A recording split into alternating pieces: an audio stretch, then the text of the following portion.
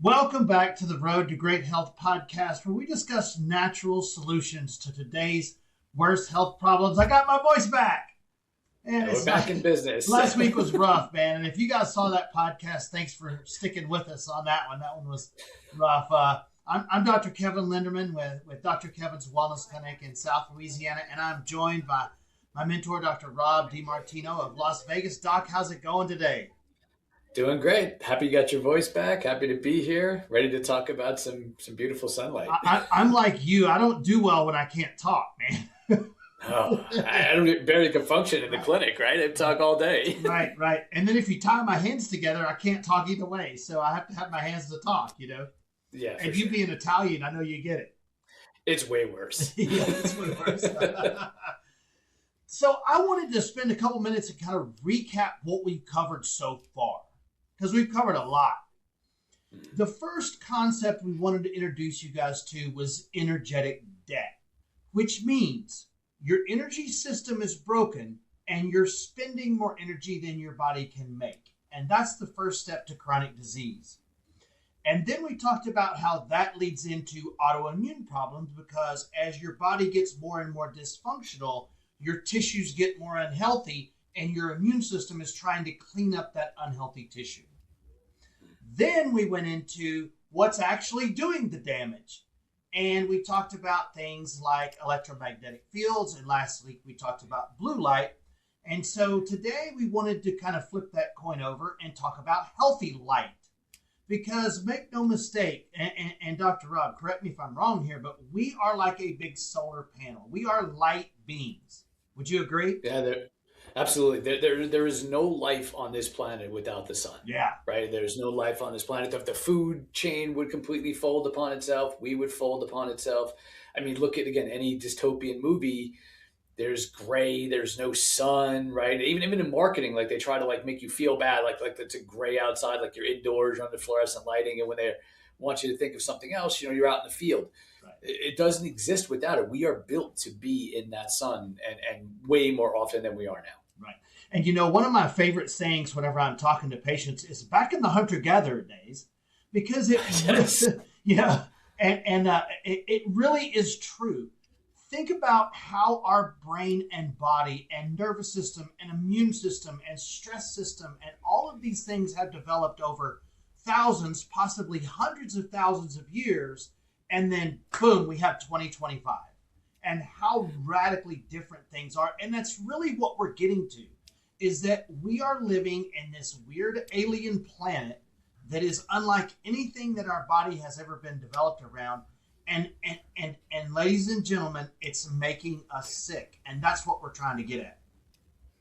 Yeah, I had a conversation with a patient today and she was laughing. She's like, it's almost like a full-time job in order to try to keep yourself well with all these things. And I said to her, like, the funny thing about it is it's only a full-time job because we live so differently now. Yeah. Right. You wouldn't have to tell people to do this. Like, this is just the way it happened. And she's like, it's really true.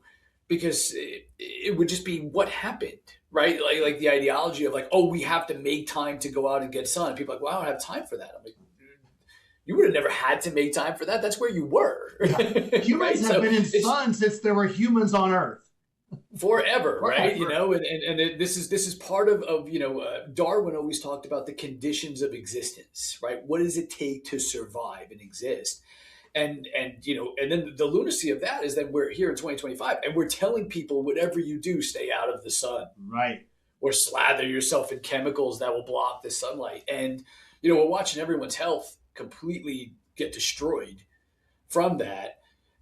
But we're doubling down on that message. And that's half the point of wanting to do a podcast like these, is just to try to get people to realize that, this is bad messaging, man. And it's going to come at the expense of your health, like you said. Yeah, I mean, you look at all these recommendations over the last 100 years.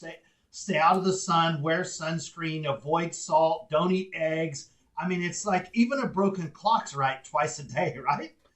Yeah, and when you're no one's right 100% of the time, but no one's wrong this much either. After a while, it has to start to be purposeful, right? You have to have that feeling that it's purposeful. Yeah. There has to be. At some point, you would think they would get something right.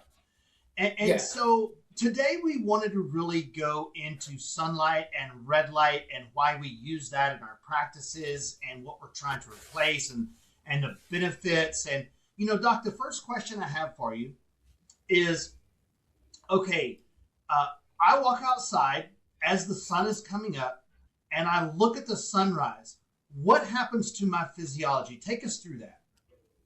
So that's designed to basically be our cup of coffee, right? In the morning, like everyone jokes around, like I need coffee to wake up. The frequencies in that light is designed to stimulate us, right? It's designed to wake us up. It's designed to pump up our stress hormones so that we become awake and we become aware. It's got certain frequencies of light that will make us stimulate the production of hormones, and that's gender hormones. So everyone's wondering why everyone's gender hormone panels are completely trashed.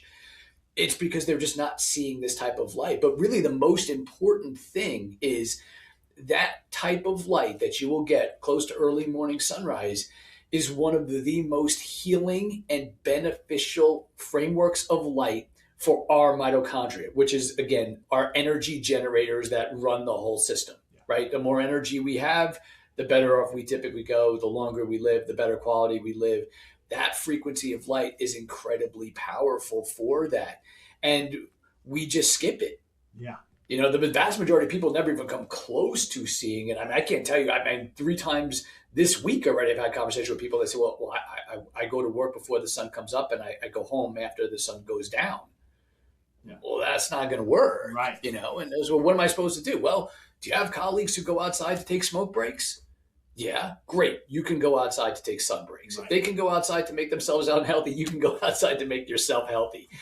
And it's funny just because of how just disconnected we've got from that. But that might be one of the most powerful things that somebody could do for themselves, is making sure that not only do they see that sunlight, but make sure it's the first light that you see. Right. Because your body is very specific about when it does things. It is a very specific clock system inside of it that it knows what time it is and it needs to know when to do certain things. Doing the right thing at the wrong time is almost as detrimental as doing the wrong thing. Mm-hmm. Because think of it this way, like if you got really stimulated and you woke up in the middle of the night while you were sleeping, it's not a bad thing to wake up. It's not the right time to do it, and it's equally damaging. So your body uses this light frequencies in the morning to know what time it is, what it needs to be doing, where it is in space and arrangement.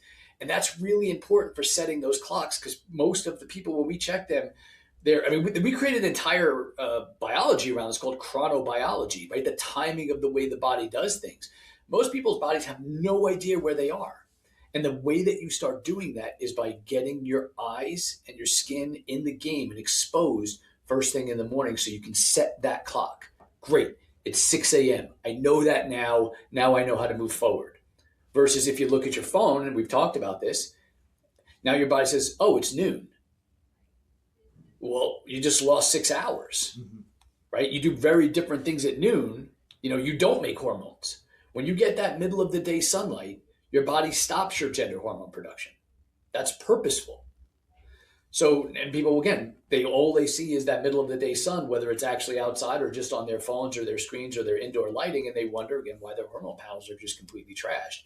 It is that simple. It just becomes complicated because we've made it complicated. Right. Yeah, last night I was hosting my new patient class where I have all my new patients come together and I teach them all these things. And I told them, I said, if you guys ever pull up here early in the morning and I'm just standing out in the parking lot looking up in the sky like a weirdo, now you understand why. And I think it's really little things. For example, I was driving to work. I'm usually here either before sunrise or right at. And I was driving to work and the sun was just peeking over the horizon to my right-hand side. So I just rolled the window down, and every stoplight, I just stopped and looked at it. And then if I got out of the truck, I'll stop for 5 or 10 minutes and just look up at the sun. And so, we want to do as much as we can. Yeah. And obviously if it's cold where you are, the sun and light is very cool, and I'll save you the physics, but even if you crack your window open in your car, even just a little bit, that sunlight will make it through there, Yeah. right? So you're like, oh, I'm going to get some through the glass. You'll actually get a lot of sunlight. So it doesn't even have to be, oh, it's freezing cold and it's snowing and I got my windows all the way open and people are going to look at me like I'm nuts. Trust me, I get the other end. In Vegas, where it's 115 degrees outside and I got my windows down all the way around. People look at me like I'm crazy. But you can even just do it a little crack and that sunlight will make it in. But obviously, sun also comes with a lot of fear, right? Part of that is propaganda where they're trying to make you terrified of the sun. But like we talked about before, it is a very powerful medium. But the more of this early morning red light that you get, the healthier that you get exposed to the skin. It primes your body to be able to absorb the ultraviolet light, which comes more towards the middle of the day. Now, that's the type of light that's going to tan you. That's the type of light that's going to make melanin on your skin, which is super duper important. That's the type of light that's going to raise your vitamin D levels and your nitric oxide levels. But the problem is we need that red light to prime the body for that UV light. So most people don't get any red light, and even if they do get UV light, they go right into it and their body's not ready for it. Right. Again, we're designed to be out there all day and just constant exposure to this, not in these small chunks. So you have to keep that in mind, but it helps you limit the fear of the sun when you know the rules of the game and you know exactly how to do it in a way that's going to make it gets you the most amount of benefit with the least amount of risk. Yeah, I was talking to a patient a few months ago who is a construction worker outside, and I was talking to him about this, and he said, "Oh, I'm outside in the sun all the time," and his wife goes, "You have a hard hat and sunglasses on, and you got cancer from that." And so his eyes and his skin were on two different pages, right?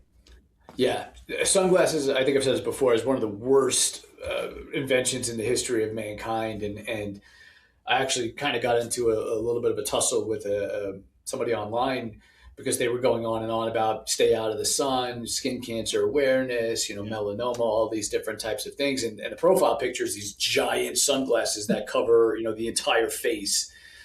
And, again, you have to know how to use these things because your eyes and your skin want to tell the same story. And if you cover your eyes and it makes it think it's dark, your skin's going to react like it's dark and you're going to burn very quickly. I can't tell you how many times I have conversations with patients that it's amazing how much better I do in the sun when I ditched my sunglasses. Yeah. I can handle so much more sun. I don't burn. I don't even think about it. I mean, to the point where my kids, who are, obviously raised very differently with all these ideas, my son will look around and say, 80% of the people have their sunglasses on. Mm-hmm. We were on vacation and we were at the beach and we were down there at sunrise. My son and I were down there at sunrise, doing that whole thing. And he's looking around and people are slathering themselves with suntan lotion. Now, there's no UV light at that time of day that's going to give them sunburns. Right. And he's like, what are they doing? He's 12. He's like, what are they doing? And I'm like, they just don't know, buddy. Right. They just don't know. It's commonplace to him. It's all he ever has known. But it's wild to watch people. And when I tell the sunglasses stories, people are fascinated by that. Yeah. They think that's the coolest thing they've ever heard. But it's so simple and it makes so much sense. But again, you go out, you see pretty much everybody's got sunglasses on. Right. And a lot of people wear sunglasses all the time. Yeah. And I haven't had a pair of sunglasses in 10 years. I don't even know where they are. Yeah. I got rid of mine 3 or 4 years ago after talking to you about this.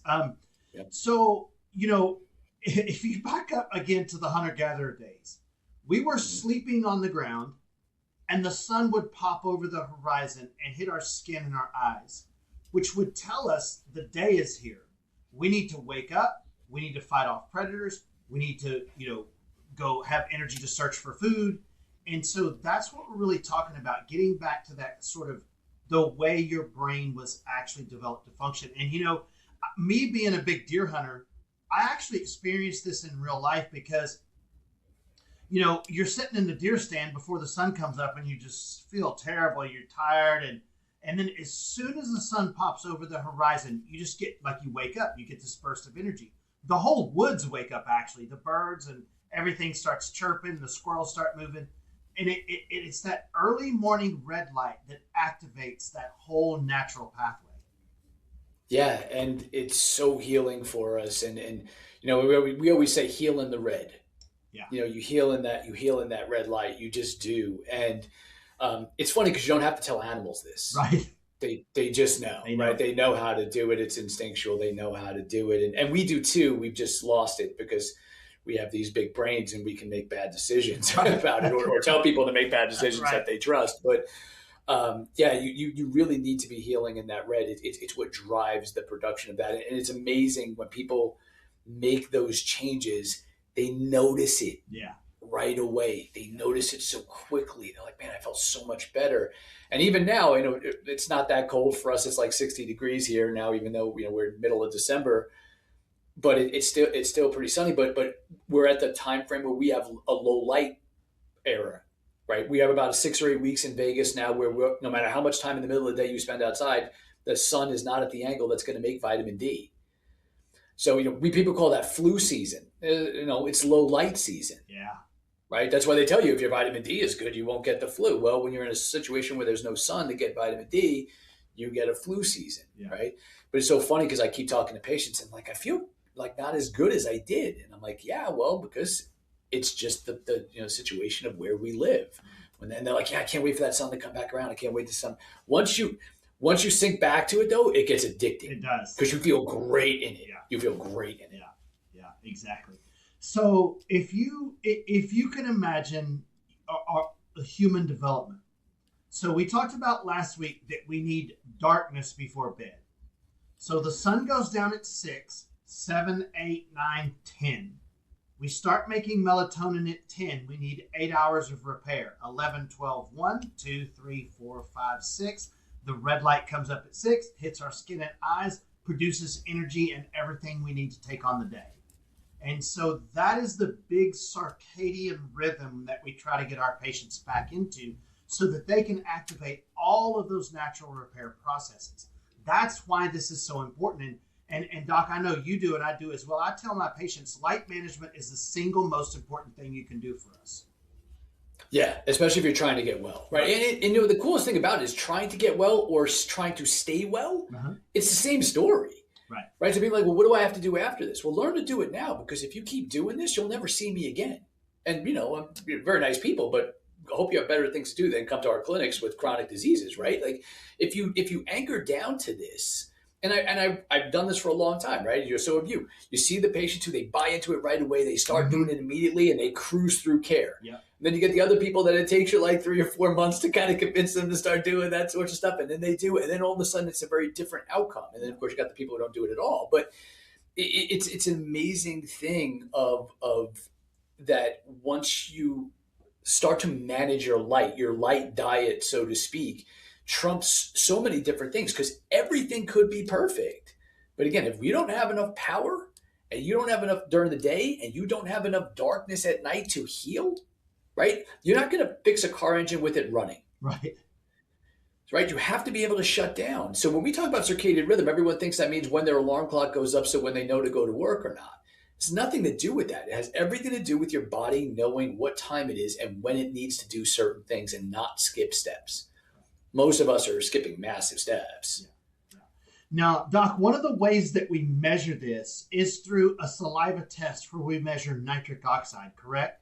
And by the way, so they don't ever look for that. Any other clinic. We have a specific test we do to test for this. You're talking about Nobel Prizes won for nitric oxide. At the end of the day, you're talking about the number one killer of Americans is heart disease. Mm-hmm. And let me tell you this too.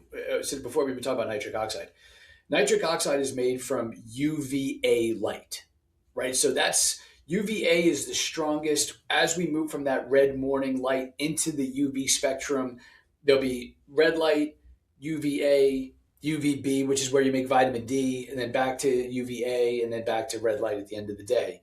So again, nitric oxide, one of the most protective things that you can possibly do against heart disease. But here's the actual studies that they published. There is a 40% less mortality rate the more sunlight someone gets. And we measure that directly through vitamin D. Mm-hmm. Right now, the interesting thing is when somebody took vitamin D, they did not get the mortality benefits. Right. So it is not something that we can cheat and say, well, you just take this in a vitamin versus not.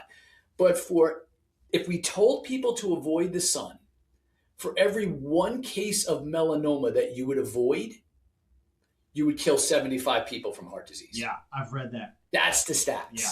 That's the numbers. And you'll hurt 225 other people will get sick, not necessarily die. Yeah. Now, I will even argue, too, if the person uses the sun correctly, that melanoma case probably never happens either.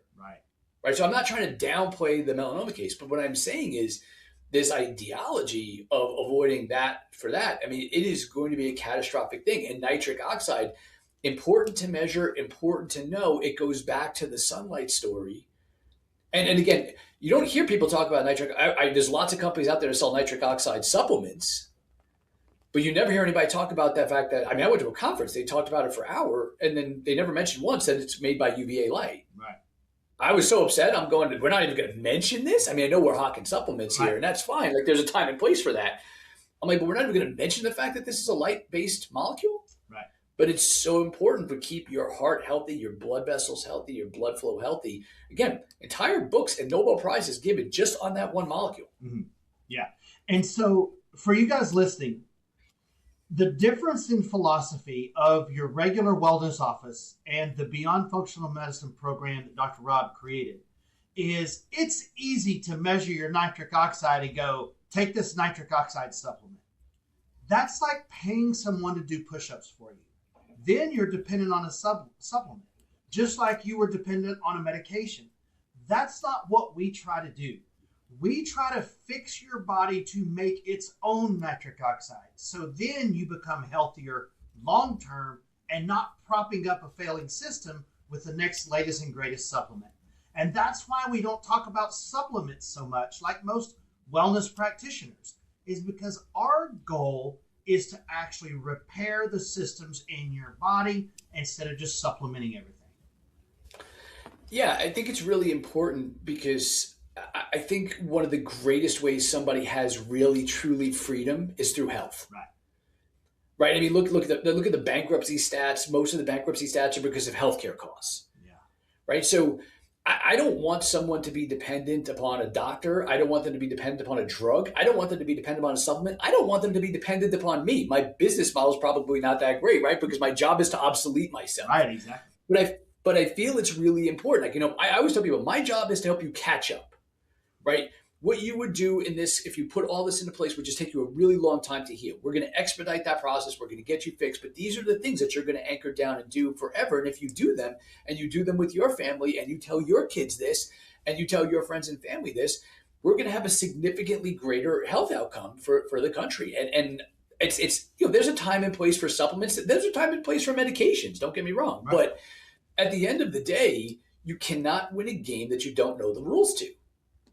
Right. I mean, I am shocked every single day when I talk to people and they don't know some of these really important things that are keys to the game. And once they find them out, when they sink down and they do it, it makes all the difference in the world. Right. It's almost like it sounds too easy for people.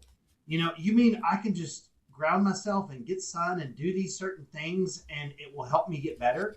And it's yes, that is what we're saying, is get your body back to nature, back the way your systems were designed to run. We're charged by the sun. We're grounded to the earth. Our bodies should not be full of, chemicals, junk, and toxins and, infections and all this crazy stuff that we have these days. Yeah, I mean, I was listening to a conference the other day and they were talking about, there's no such thing as a healthy tan. And I'm like having a heart attack in the listening to this because I'm like, my gosh, it's like one of the greatest things that you could do for yourself. We talked a lot about electromagnetic fields, last week in man-made electromagnetics.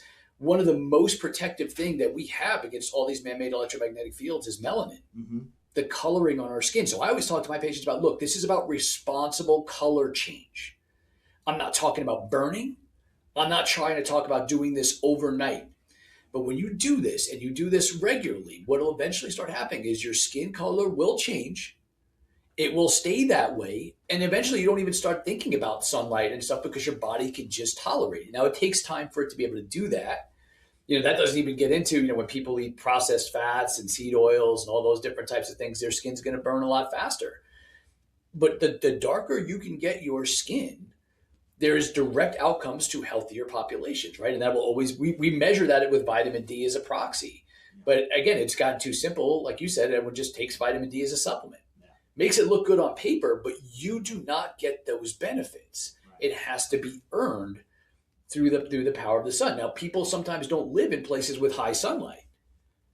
Right? Now, the body can adapt to that over the course of time. But if you got somebody who's got real dark skin living in a place with real low light, I promise you that they're going to get sick sooner than they want to. Yeah. Right. Absolutely. So it matters of where you do these things, but just the same way that you can supplement vitamins, you can supplement light. Yeah. Right. Light therapy devices, things like that. I talk to people about that all the time. Like, well, I live in a place where there's no light. What do I do? Well, then you got to supplement light. Yeah. Is it optimal? No. Is it better than the rest? Yes, absolutely. Yeah. Right. And I think that's the line too, because a lot of times it gets real specific. Like, well, it's not perfect.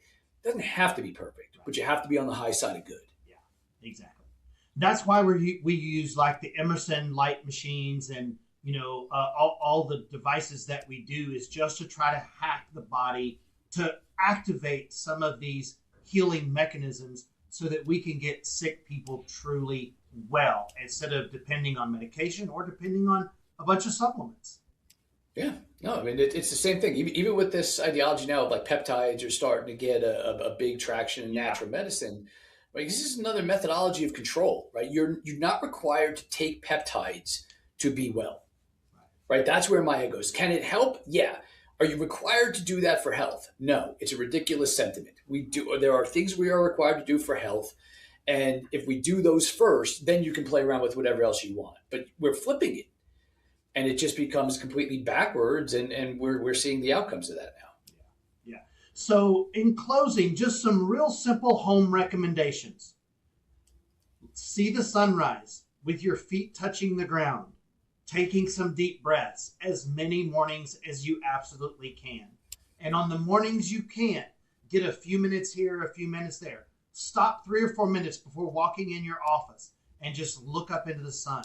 Roll your window down when you're driving, like we talked about, small changes. And then get enough midday sun that you're tanning. You may have to start with 10 minutes and then next week 15 and then 20. But make sure you're getting enough midday sun where you're producing melanin for all the reasons that we talked about. And then make sure your nights are dark and you're blocking the light in your eyes at night. And this is how your body runs all of its healing and circadian and hormonal systems and so many other things, right? You do this and you will be 80% of the way there. Right. Those few things will get you 80% of the way there. And then Dr. Rob and I's job is just to get anything else that's in the way out of the way and help promote some of these systems to dig themselves out of a hole. Because make no mistake, chronic health problems mean that your body or your health or however you want to say it has dug itself in a hole. You could label that hole whatever you wanted. I could diagnose it holitis. That's not going to get you out of that hole. So our program revolves around how do we get your health out of this hole and get you on a healthy, long pathway for a good life. Right, Doc? Holitis. I like it. That's going to be my new diagnosis Holitis. For people. I like that. Good. Well, guys, thank you so much for joining us once again. Make sure you catch next week's podcast. Dr. Rob, thanks a lot. We'll see you guys next week.